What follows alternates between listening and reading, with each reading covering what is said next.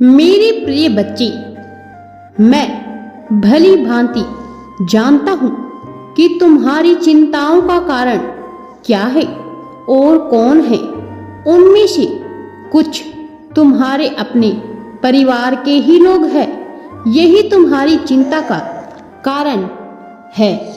मेरे बच्चे, मैं देख रहा हूँ कि तुम सबके लिए बहुत कुछ करते आए हो और करते भी रहते हो, लेकिन तुम्हारे ही परिवार के कुछ ऐसे सदस्य जो तुम्हें नहीं चाहते, मानते, जो तुम्हारा उपहास हर किसी के सामने कर दिया करते हैं और पलटकर तुमसे माफ़ी भी नहीं मांगते हैं।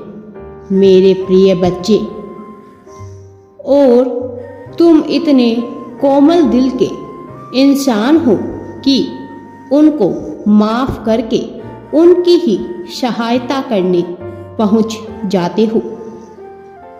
मेरे प्रिय बच्चे, जब तुम्हें यह बात पता है कि वह कौन से लोग हैं जो तुम्हें तुम्हारा ही बुरा करना चाहते हैं, तो फिर तुम क्यों उनकी मदद करने उनके पास चले जाते हो? इसका जवाब दो। तुम्हारी चुप्पी तो मुझे भी खल रही है।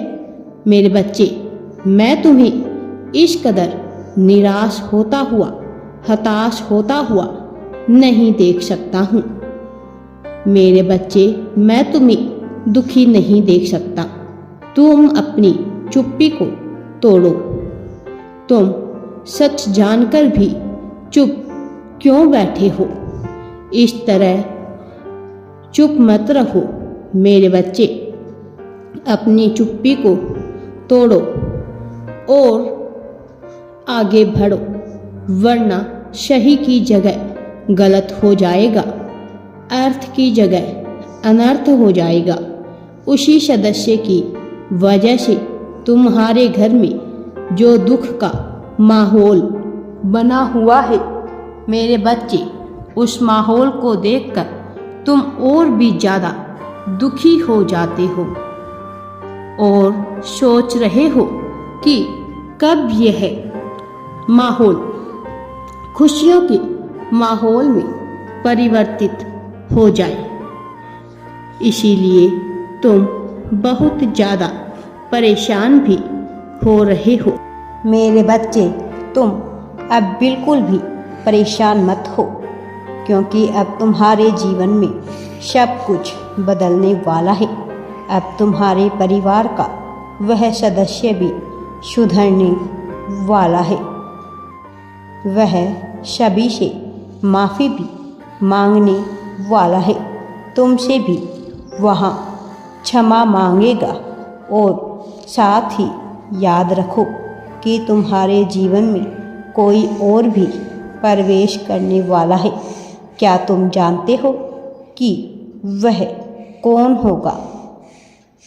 मेरे प्रिय बच्चे, तुम्हारे बचपन का साथी, तुम्हारा आत्मसंगी, तुम्हारा वास्तविक प्रेम तुमसे अब मिलने वाला है।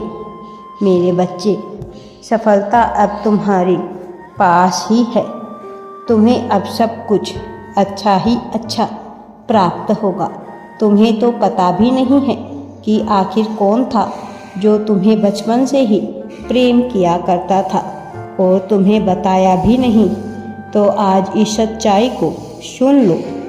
कोई है जो तुम्हें सदा से ही सच्चा प्रेम करता आया है, मेरे प्रिय, और आज भी वह तुम पर चुपके से नज़र बनाए रखा हुआ है। तुम क्या कर रहे हो, किससे बातें कर रहे हो और तुम किस परेशानी में हो, किसके जीवन साथी तुम बन रहे हो, यह सब कुछ वो निरंतर पता लगाता रहता है। मेरे प्रिय बच्चे, उसको जब भी तुम्हारी याद आती थी बचपन से ही, तब वह तुम्हारी छवि को याद करके तुम्हारी तस्वीर को सीने से लगाकर तुमसे प्रेम की बातें किया करता था और प्रतिदिन तुमसे मिलने की दुआएं भी किया करता था। मेरे बच्चे, अब वह समय आ गया है जब वह तुमसे मिलेगा। तुम जब भी उसके घर के सामने से गुजरते थे तो वह अपनी छत पर खड़े होकर तुम्हें देखा करता था। उसे महसूस होता था कि तुम उसके करीब हो और उसे देख रहे हो, सुन रहे हो, उसे महसूस कर रहे हो। मेरे प्रिय, वह तुम्हें अपना बनाने के लिए बहुत सारी मन्नतें भी मांग बैठा था। कभी कभी तो वह यह सोचता कि क्या मेरी दुआएं बेअसर हो गई। वह सदा से ही तुम्हें पाने के लिए दुआएं किया करता, प्रार्थना किया करता, तुम्हारी लंबी उम्र के लिए भी प्रार्थनाएं किया करता था। मेरे प्रिय बच्चे, अब वह समय आ गया है जब वह तुमसे मिलेगा। लेकिन जब भी वह तुम्हें किसी और के साथ देखता था तो उसे ऐसा लगता था कि उसकी दुआएं बेअसर हो चुकी है, वह टूट चुका है। उसे ऐसा लगता था जैसे उसके पैरों तले जमीन घिसक जाया करती है। वह कुछ भी नहीं समझ पाता था।